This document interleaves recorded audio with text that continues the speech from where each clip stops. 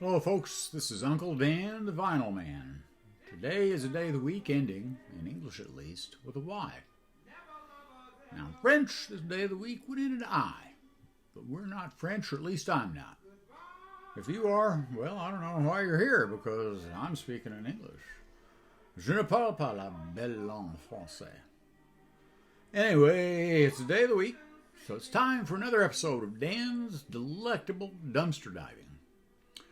But before I get into the meat of the review, that meat being spam, of course, I'd like to take a moment to thank this week's sponsor, Cousin Carl's Crazy Car Corral, the last stop before hoofing it. Let's begin the week with this very, very fine LP. It's called White Satin, and it's by George Shearing. It's a rather promising cover photo. Not quite sure what that gal's selling, but I'd probably buy it, at least if the price was right. Back cover shows a lady who's really enjoying the white sale at Kmart. Cover also mentions a couple of other George Shearing LPs, Velvet Carpet and Black Satin. Now, Velvet Carpet doesn't make a whole lot of sense to this old country boy. It seems like it wouldn't wear all that well. But I guess if you're wealthy enough to afford a velvet carpet, what's it matter? Anyway, this is a special album. We read on the back that this monophonic micro-groove recording is playable on monophonic and stereo phonographs. It cannot become obsolete.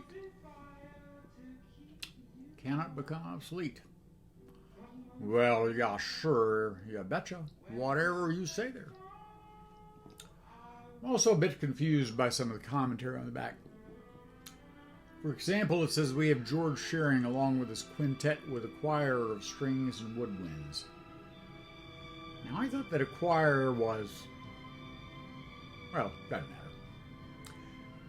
Anyway, trying to discover how valuable this album is, and I'm sure it's very valuable.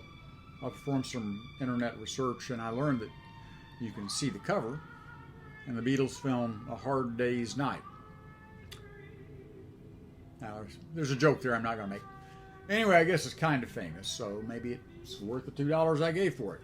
And, of course, the cover's worth looking at. Almost as good as a Victoria's Secret catalog, you know what I mean. Next up, second album for today is Exotic Strings, the Percy Faith Strings. This album cover also features an attractive woman who's having significant trouble keeping her clothes on. Also, I noticed that her hair appears to be rather mussed. I'm not sure what that's supposed to mean, if anything. I wouldn't know. Now, of course, we look at it and we can't see her face. Some of the critics might talk about the male gaze and that sort of thing, but me, I think we can't see her face because she's on the phone. She's calling the EMTs. She's calling the EMTs because if you're old enough to enjoy this album, just seeing her bare back is going to give you a heart attack. You just can't handle it.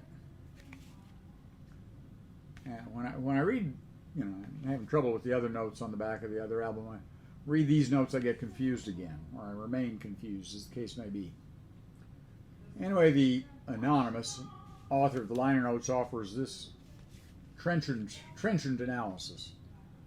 In Exotic Strings, the faith sound is gloriously displayed.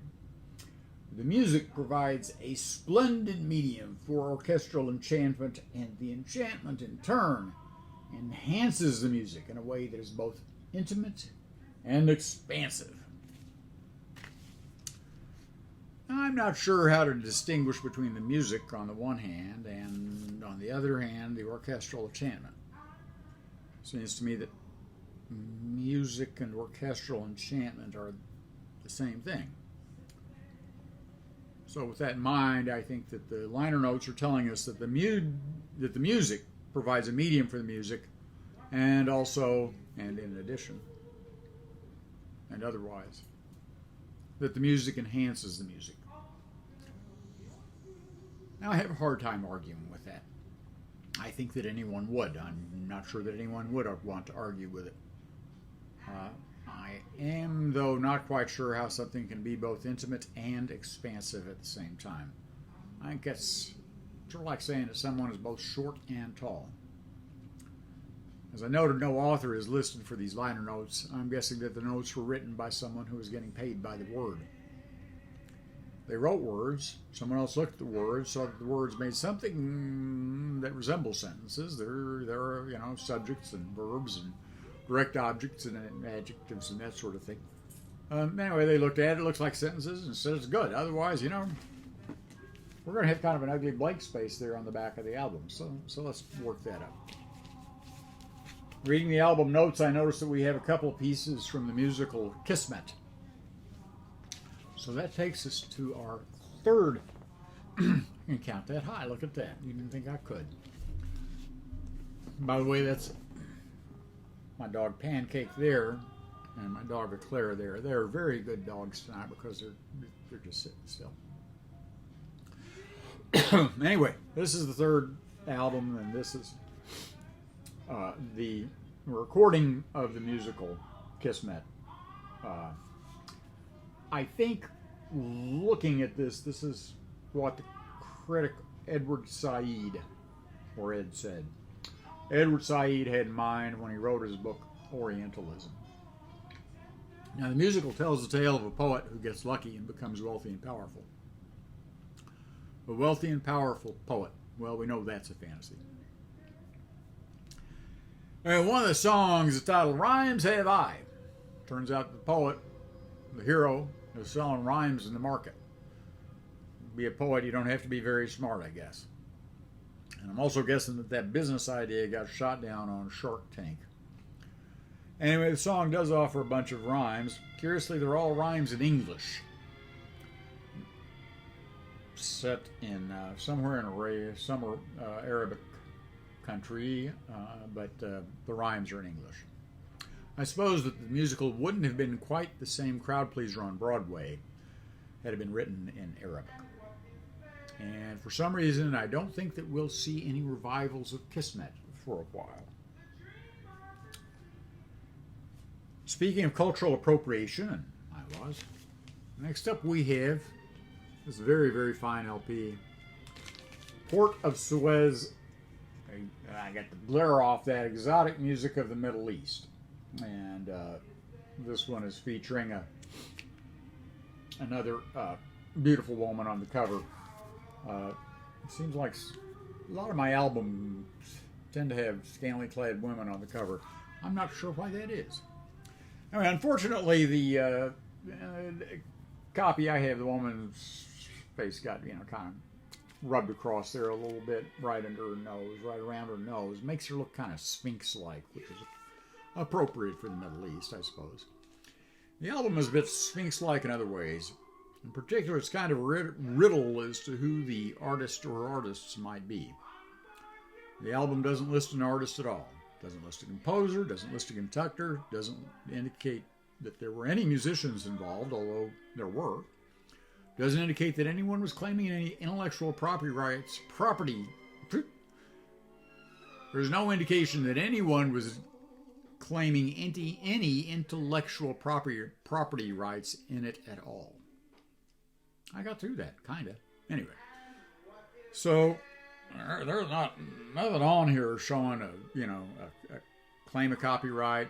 So if you're looking for royalty-free music, here you go. Also, when they say it's exotic music, the Middle East, it's not clear which Middle East they have in mind.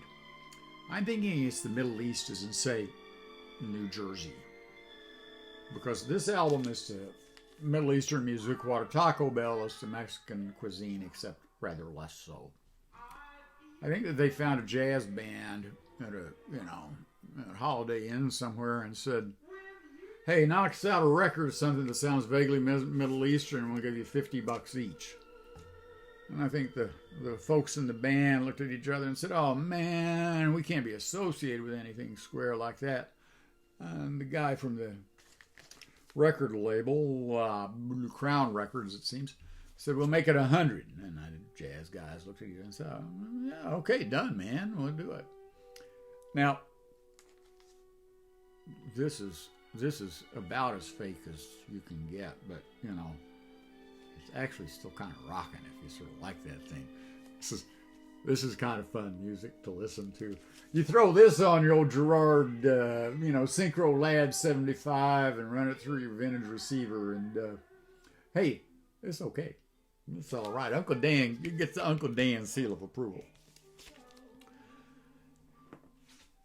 Speaking of things that are fake, that's up next. We have Gems Forever by Mantovani. Well, really hard to get this one because look at this. Still got shrink. Some of the shrink wrap still on it. Look at that. I could rip it off here, I guess, but you know, it makes it more valuable. And of course, I'm sure that this is valuable. Look there. Isn't that beautiful? Isn't it just beautiful? Isn't it gorgeous? Yeah. Well, I'm gonna go out on a limb. I think it's a pretty sturdy limb and suggest that this box here is not full of real gems. I'm going to guess that this is full of costume jewelry, what they used to call paste gems. Fake gems, and that's a startlingly apt metaphor for the album itself. Yeah, you know that scene in Graduate. I have one word for you, boy plastics, or young man plastics. There you go. Mantovani was ahead of that because this was, I believe, an album from 1959. No, 1958. I looked it up too. Look at me, I'm doing research. I'll try not to do that anymore. I don't want to have anything, I don't want to contaminate what I have to say with any evidence or anything anybody else had to say or any real thinking. Anyway, according to Wikipedia, the author Joseph Lanza said that in regard to Mantovani, not in regard to this album, although it applies to it, said the sustained hum of Mantovani's reverberated violins produced a sonic vaporizer. Let me read that to you again in a way that maybe is a little less clumsy than before. The sustained hum of Mantovani's reverberated violins produced a sonic vaporizer. That sounds about right. The sound here is pretty vaporous. As Gertrude Stein reportedly said about Oakland, there's no there there. This is a great album if your cardiologist has told you to avoid excitement because, if you get excited by this, you're going to be getting excited by the all-you-can-eat buffet down at the Golden Corral, Well, anyway, that's all for this episode. I've prattled on enough. Y'all keep checking back. Remember, hit like and subscribe. Also, remember to send me your email address. And as always, include with your email address your full name and address, your mother's maiden name, your social security number, your first pet's name, the street you lived on when you were young, the first elementary school you attended, and your various bank account numbers and PINs. Also, don't forget to visit Cousin Carl's Crazy Car Corral. I'll get that right, or he won't pay me. Cousin Carl's Crazy Car Corral. Remember, if you got bad credit, that ain't no problem at all for Crazy Carl. They'll just show you the door as quick as a whistle. Anyway, this is Old Dan saying au revoir, and additionally, I'll be in tow.